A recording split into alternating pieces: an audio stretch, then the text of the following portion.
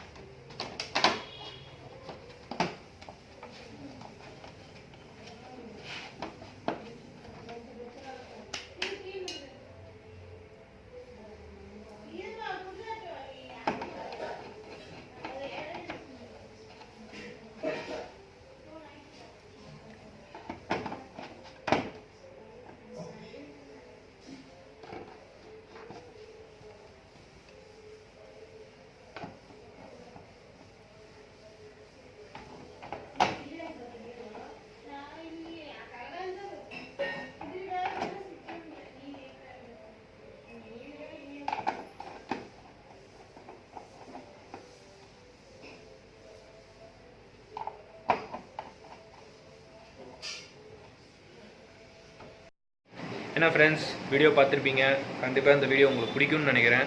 ஏன்னா எம்ஐ டிவியில் வந்து ஏதாவது ஒரு ப்ராப்ளம் வந்துச்சுன்னா நம்மளுக்கு வந்து தெரிய மாட்டேது, என்ன பண்ணணும் எப்படி பண்ணணுன்றது யாருக்கும் தெரிய மாட்டேது.